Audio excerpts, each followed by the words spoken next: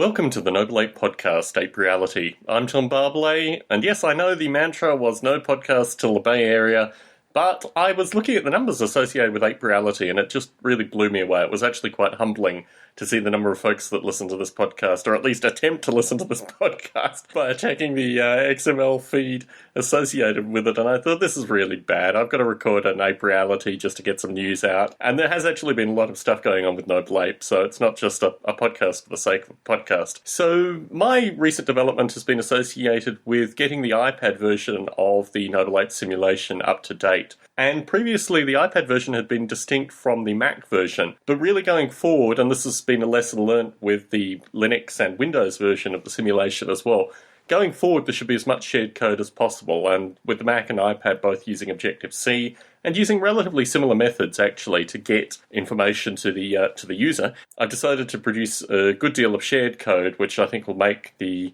Mac and iPad versions initially much better, but also I think what will happen is probably the Linux and Windows versions will also have shared code, because a lot of the stuff associated with the actual interaction, funnily enough, is almost identical between the Linux and Windows versions. It's just really the final graphics rendering and what specific function calls actually, generate, move to next ape or these kind of things. So the only real issue associated with the continued development of the Noble Ape simulation is that I now live in a Windows-free environment, and I guess what will happen when I move to the Bay Area is that I'll need to get a Windows machine, if nothing more, just to maintain Noble Ape and probably run it for long term as well. Because I think the Windows code is really, it's very much XP code. I don't really know if there's much more I can add for Windows 7, but with the view that I've been doing a lot of development on the Mac and iPad recently, it's probably very important to actually maintain the Windows user base as well. It also actually stops doing releases. I mean, I think this is the reason that we haven't had a proper release of the simulation for so long, is just because I don't have a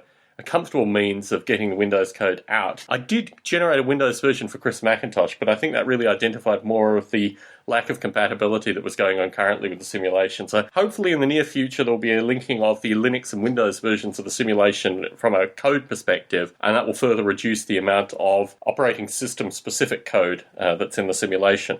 So more on that in the, maybe near future.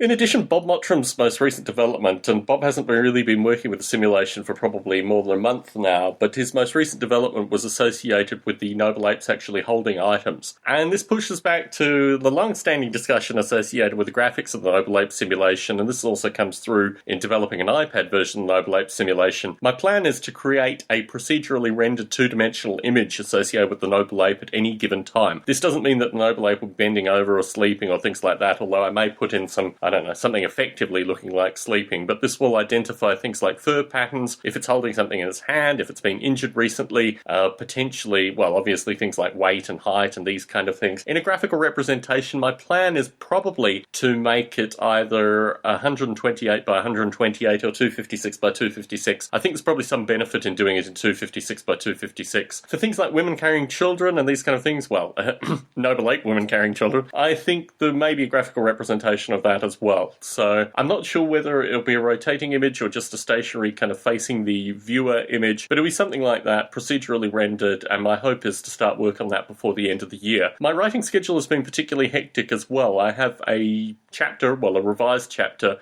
due in about a week and a bit's time, so I think the writing is probably going to continue into the near future in terms of just taking bits and pieces of my time. Also, independently, obviously, I'm doing my own writing, and the Biota transcripts have taken a bit of a whack as everything else has with regards to this Bay Area move, but my hope is in the relatively near term to actually have the transcripts out. I think I'm probably going to add about 2 months to the delivery schedule associated with that, but the first transcripts are really quite phenomenal. I mean, I'm re-editing them so they're actually readable English as opposed to spoken English. I think they'll give a different direction to the way the Biota podcasts have gone to date, and when I relaunch Biota Live in some familiar form, then I think folks will get the sense that when they actually participate in a Biota Live, they're potentially also participating in something which is written down and, although the Biota Lives are kept for a long period of time, will be kept for a long period of time as well in paper form. So I think that is basically the update associated with Noble Ape. I don't have anything much more to say, other than thank you very much for your patience, and thank you very much for listening to all these long and rambling podcasts. Well, maybe maybe not so long, but certainly rambling podcasts. And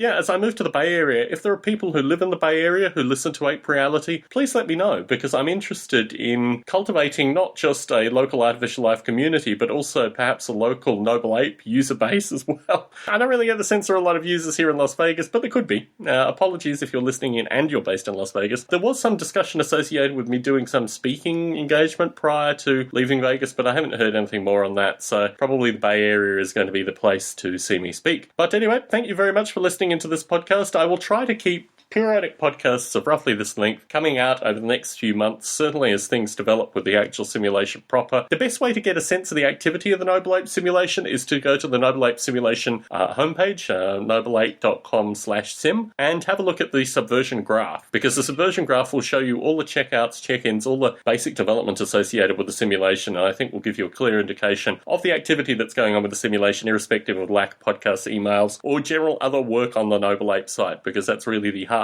of the simulation as things change and develop. Anyway, thank you very much for tuning into this podcast. Look forward to you tuning into the next podcast.